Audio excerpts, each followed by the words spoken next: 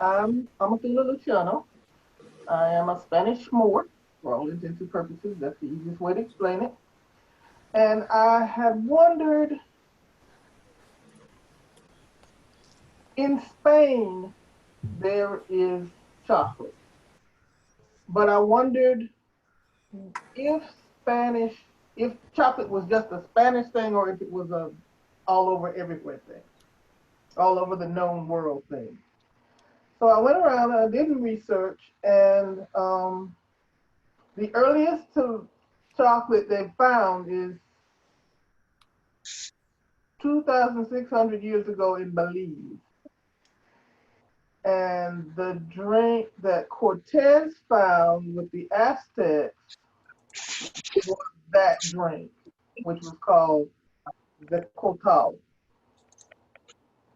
And in 1502, Columbus brought some cocoa beans back to Ferdinand, who Ferdinand Isabel, who said, "What's this? What's this? What you bring us this for? Why?" Um, when Cortez came in 1519, he requested land to get a cocoa plantation, and in 1528 he sent the fruits of his labor back to Charles V of Spain, along with the tools to prepare them, and they still didn't know what to make of it. They mistook the beans for almonds, and then complained of the bitterness. And the recipe in my handout is the recipe that Cortez had for them. Um,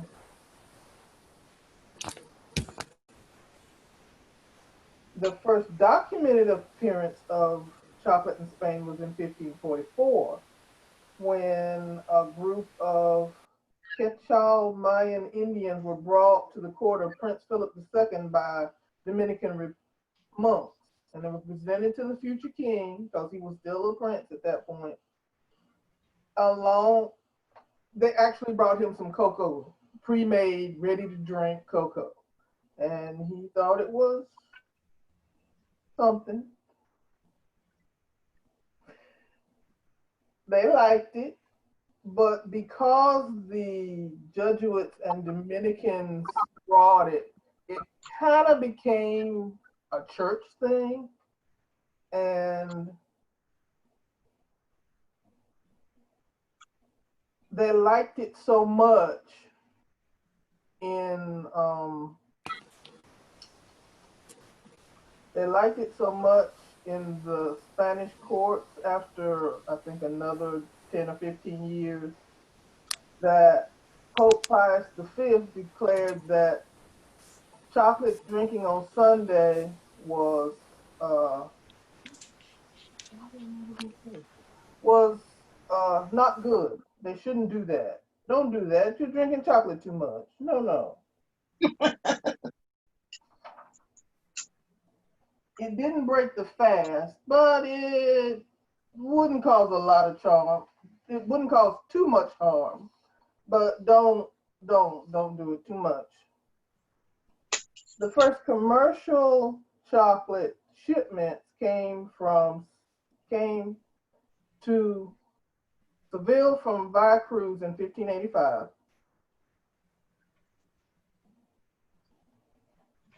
and then in 1579, some English pirates burned a treasure of cocoa because they thought it was sheep dropping. So that's how much the English thought of it back then. In 1609, in 1606, a Florentine traveler named Antonio Carletti brought some to Italy.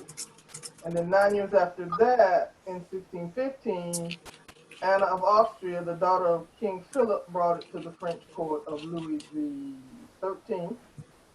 And in 1619, chocolate got to Holland, but it didn't reach London until 1657, when the chocolate house the coffee mill and tobacco roll was opened by a Frenchman. I haven't found when it got to Germany, but it got to Switzerland in the late 1600s, and the mayor of Zurich tried to spread the news of tobacco of chocolate. In 1644, there's a recipe on my handout by, let me see if I can do it right, Colemira de la Desna.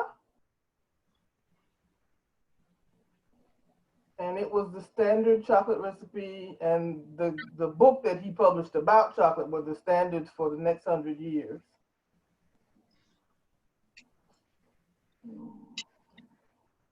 I have two non-European accounts of the chocolate from, they're not truly period, but they were concocted by a lady whose family has been growing cocoa since like the history of cocoa. They are from, I think I remember the book was from Mexico. I don't have the books with me anymore. There were books that I got from the library and I had to send them back. But the recipes she figured out were the aromatic spice and corn blend for hot chocolate, and the Age of Discovery vintage vanilla scented hot chocolate. And they're both traditional recipes from Mexico. The final recipe that I had was what the Swiss chocolate manufacturers researched and tried to duplicate the Quetzalcoatl from the original Aztec drink. So as I looked at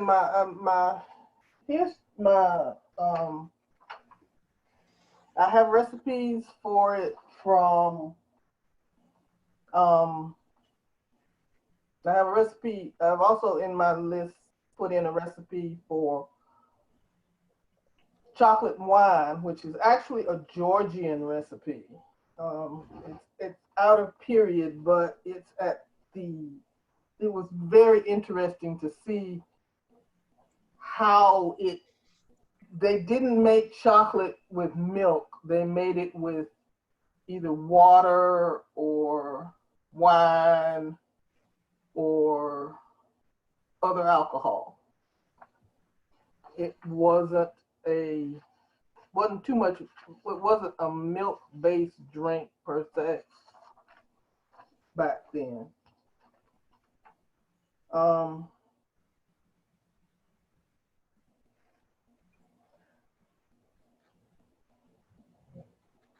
Out of period, chocolate manufacturing factories appeared in Europe as early as 1728, but they were labor intensive. In 1819, there was the first chocolate factory in Switzerland by Francois Louis Collier, and that's the oldest brand of chocolate that was in existence as of 2011. 1875 was when they got the first milk chocolate, and the first Hershey bar was mass produced in 1900. So chocolate as we know it is far more recent than our period. But if you were in England, Elizabeth may have had a little bit of chocolate. Like I said, George had chocolate. It was very popular by then. But for the most part, if you were in Spain or had friends who had been to the Americas or were from the Americas, chocolate isn't, period.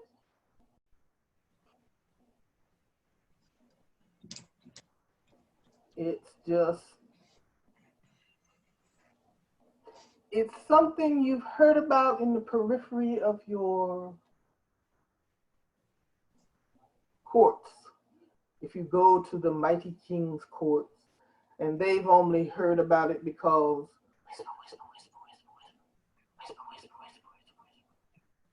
because mostly it was them Catholic priests that knew about it and had it and used it.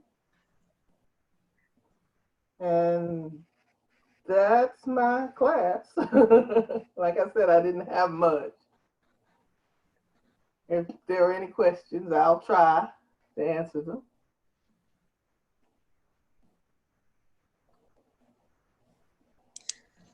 So I take it that chocolate candy is not period.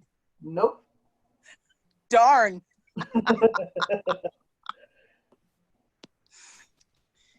Now, hot cocoa, if you make it with water or wine, is period. But chocolate candy is not period. Chocolate cake is not period. That's my question.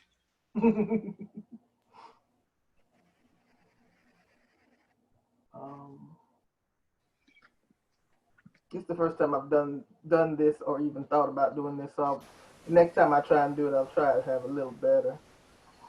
So I've got a question. There is evidence of the eating of chocolate in the New World during our medieval period. Do you know how that generally would have been consumed? It would have been consumed either as a drink. Let me get back to my cool notes. Or they chew on the coca leaves, or they chew on the coca nuts. It was touted as a very good energy. It gave you energy when you were tired and you were about to fall out. You chew some cocoa, and you're good to go. For what it's worth, I have seen, and I'm afraid I don't have it to hand at the moment. I have seen a recollection by perhaps some of the priests that the maids of Mexico would create little tablets of chocolate like we see today, and would let them cool to room temperature on leaves, and that sometimes they would sit and nibble on those, as well as, you know, making them into a drink like we would expect. That was the way that's the way the drink is made. You have to you process the cocoa, Right. and then you process it into a small tablet, a little disc, and then you put the disc in water or whatever. And one of the key ingredients was the froth. So you beat you crush up the cocoa into powder, add the liquid, and then beat it and beat it and beat it and beat it until it makes it frothy. And then the froth was one of the main energy points of it, the main selling points of it. Let's see if I can. I have and I'll put it if I can figure out how to download a video to. All right, give me my videos.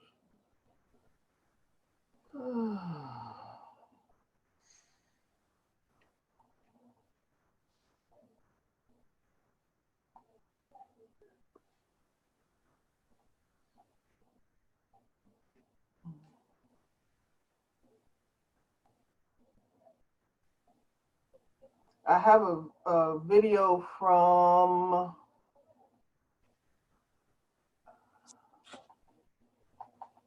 let me see if I can get it to work.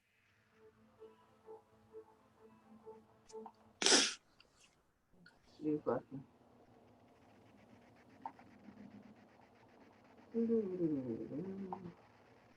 I don't know how Zoom works enough to see if I can get it to work.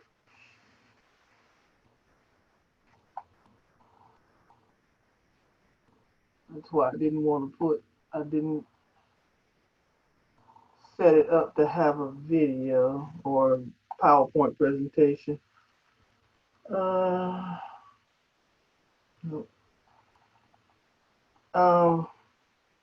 If you have it up on your screen, I can, do you need to be able to share your screen? Yes. Okay, Let give me just a moment. me see if I've got the right one. So yeah, you should be able to click share screen at the bottom. Okay. Let me make sure I've got the right one.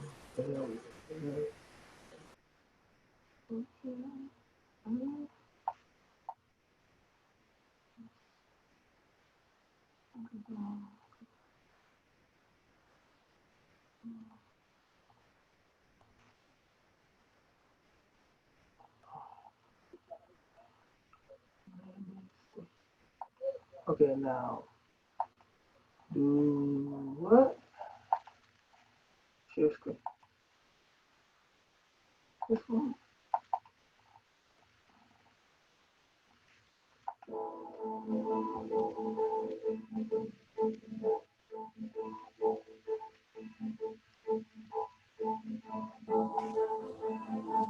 My name is Jane Parker, and I'm a flavour chemist here at the University of Reading. I founded and set up the Flavour Centre, which is also housed here at the University of Reading in the Department of Food and Nutritional Sciences. What we do, particularly up here, is look at aroma, and aroma is what you detect in the nose, it's what you smell. And the difficult thing about measuring aroma is the fact that in any food, 99.99999% of it is not aroma. So we only want that tiny bit that is aroma. We analyse in a sort of vial that looks a bit like this, and we've got the food in the bottom, but what we actually analyse is what's at the top in the space in the top. So that's what you smell if you smell a cup of coffee or a cup of cocoa. So we stick a fibre in there that will absorb the aroma compound onto it, and then we take that over to. Let me see. Not the right one. I'll get back to that one if you like that one. Where is it? Is this it? Yes, this is it. This is the one I wanted.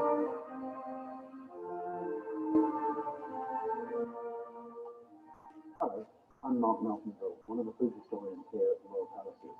And I'm stood in the King's Chocolate Kitchen at Hampton Court Palace, the room used to make a pot of hot chocolate with Majesty's plate. And I want to make a pot of hot chocolate for you to try at home, something rich and tasty. But if you're here in a Georgian kitchen, you can't just start with a block of chocolate. You have to actually make it. You have to process the chocolate here in the kitchen. Most Georgian chocolate drinks were made with water because the chocolate was so rich and expensive. Sometimes they used milk, and sometimes they used alcohol, wine, sherry, or port. And I thought a port chocolate drink would be the perfect one to try. You need hot cookies.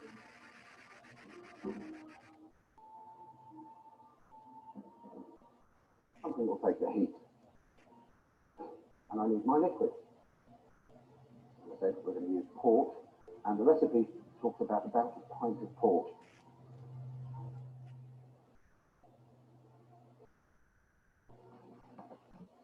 There we go. For a pint of port, they suggest you put 1 ounce of chocolate. If you're using modern chocolate, you might want to put a little bit more in. Our cakes are pure chocolate. They come off wax paper, and we break up 1 ounce and pop it into the port. There's no natural sweetness in the chocolate at all. Our sugar starts off as a low huge great lump comes into the Paris, and someone has to grind this up for me.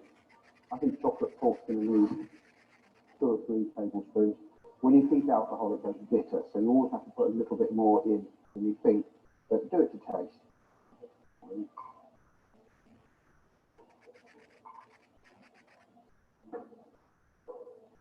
And the last ingredient seems a little bit odd, but it's going to add some thickness and hold all the chocolate together.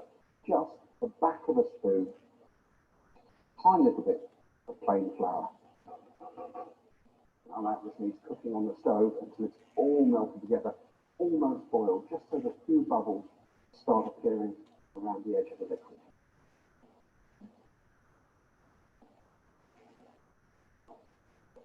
Right, so everything is cooked together, almost boiling, but not quite. And we have ourselves a pot of hot chocolate that's fit for a king, but it needs to be served for a king. And for that, we need a nice silver chocolate pot. You can always sell a chocolate pot because not only does it have a lid, it has a mini lid on the top, which allows you to put this thing, a moulinette or mill or whisk, into the chocolate pot. And what that's going to do is allow us to prop up the chocolate for that final flourish before you serve it.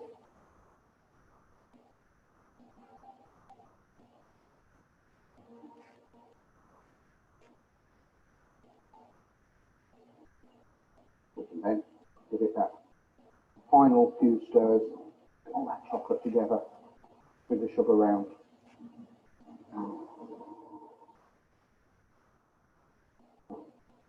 Hot, rich, dark, porty chocolate.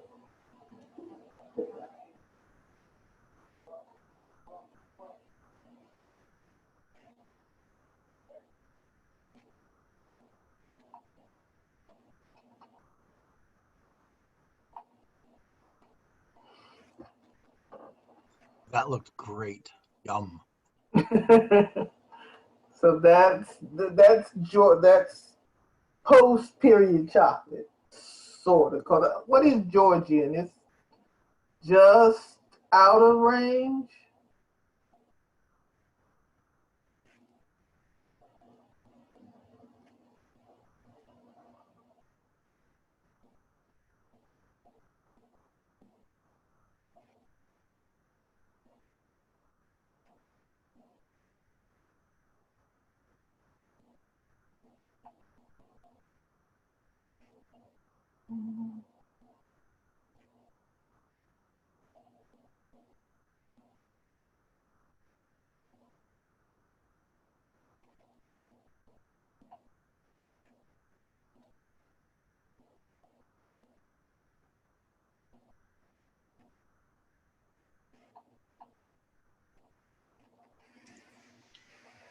I believe Georgian is mid to late 1700s. I could be wrong. Based on yesterday, George III was 1776. Right? And this was George the First, I think. I think George I is about 1720, and George IV died about 1820. Victoria was his successor.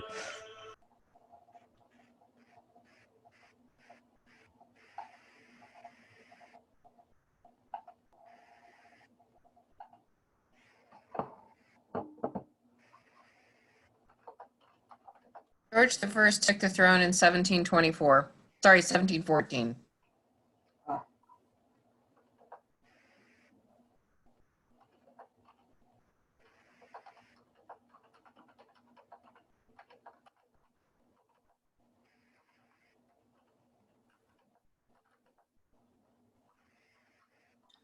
So what was that fellow adding into his chocolate pipkin that he had there? Just The white substances of some kind. some weird stuff they call sugar. Sugar. It Oh, was a sugar cone. Sugar Sugar cone. came in cones. okay. It He usually, added big spoonfuls, but then he added a tiny mound of what? flour It was flour. Okay. to thicken it. Okay. I'm sorry. It was That's coming fine. through I in understand. audio to me completely gibberish, and Gotcha. I'm so sorry, but I'm trying to figure. If I can figure out how to put it in my drive, I'll put it in there so you can get it also. It's part of a course that you can take for free.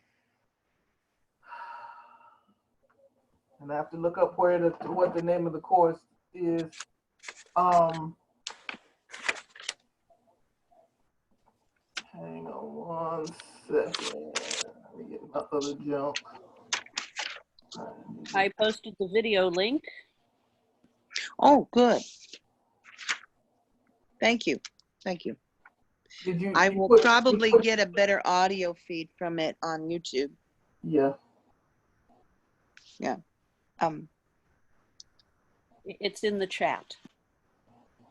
Right.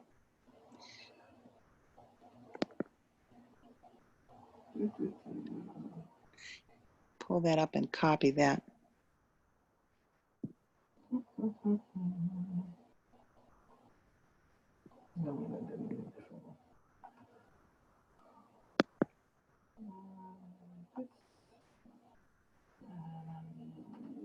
Come on, darlings.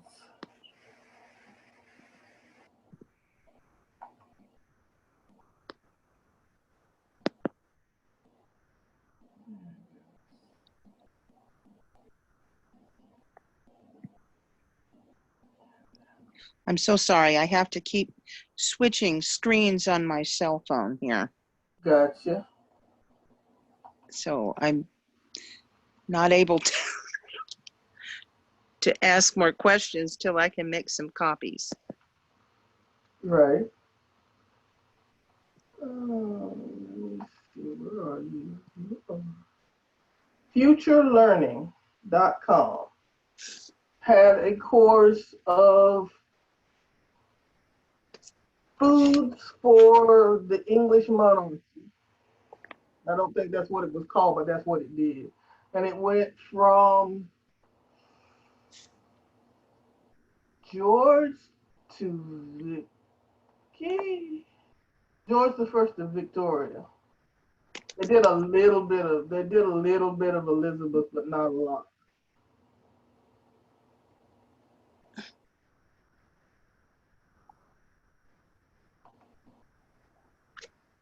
And it's futurelearning.com.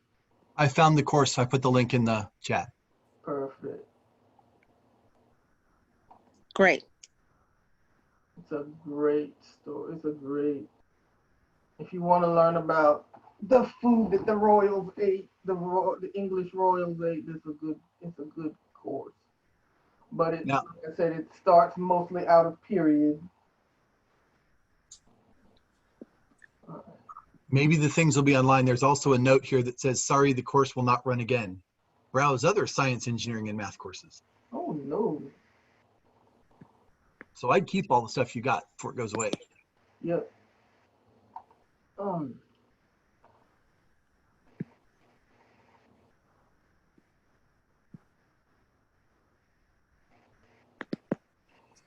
Okay.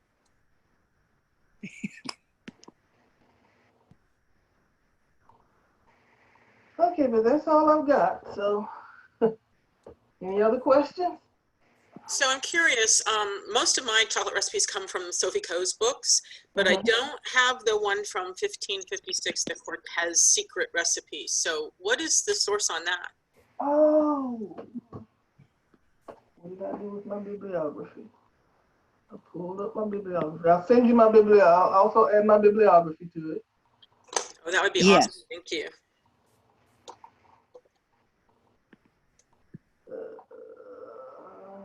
There you are. There you are.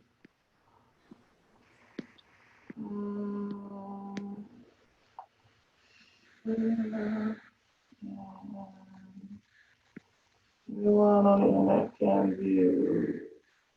Copy. Yep. Copy. Run. There's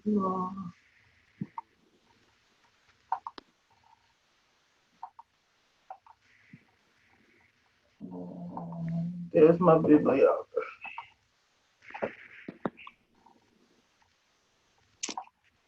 I think it was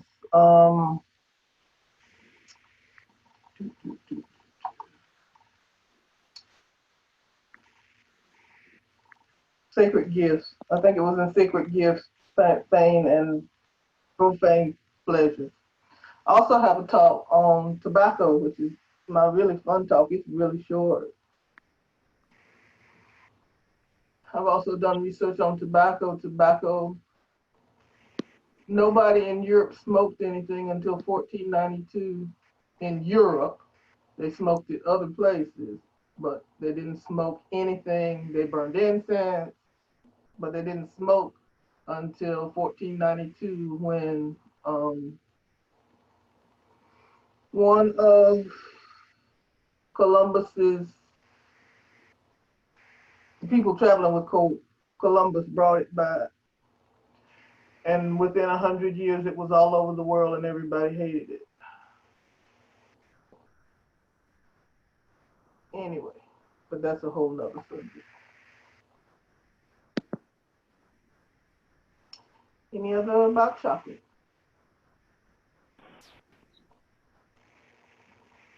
Is there a way to get in touch with you after the class if we have other questions? Sure. I am Amatullah Luciano, and that's my Facebook name. So. Were you able to post? I don't know if you can hear me or not here. I can hear you.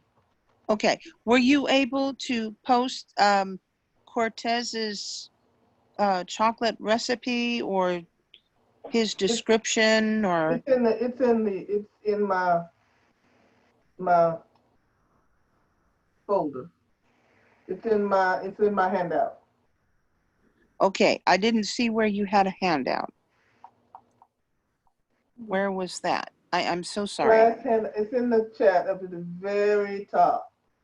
It's also in the SCA Cooks, they have it on a page, so there's a link there as well. It says in the chat at the very top, it says link to class handout. Yeah, but it doesn't show up on my cell phone. Ah, gotcha.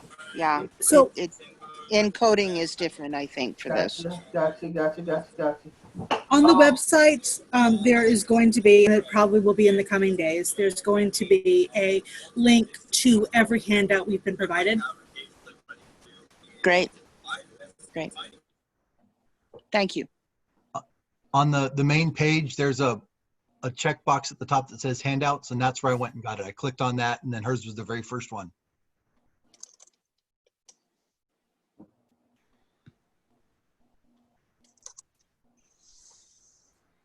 Yeah, but it doesn't do that with my iPhone at all.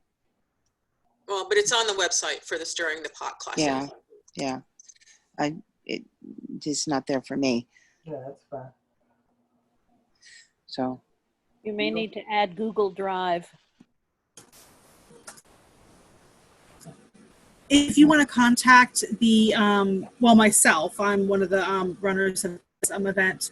And if you want to contact me, send me an email address. My email address is out there. I can send it to you. Okay.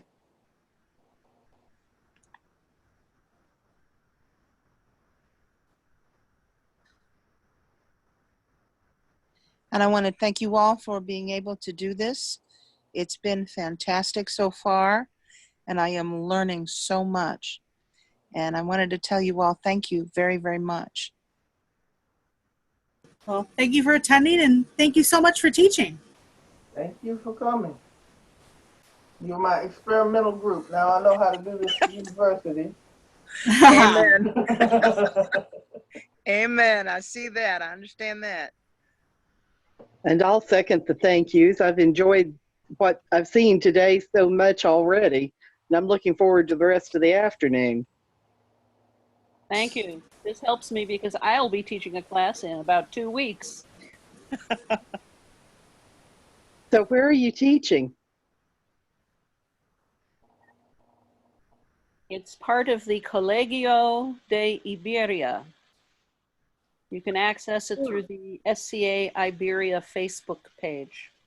Right. Unfortunately, I believe that is the same day that we're doing our Royal University in Meridies. It's the 17th of July. Yeah, I think that's the same day. It's the same weekend anyway. Yeah, it's the 17th and 18th. There will be people participating from Australia, Europe, North America. Yeah, one of my good friends is very excited about it. She's got a Spanish persona, so that's just right down her alley.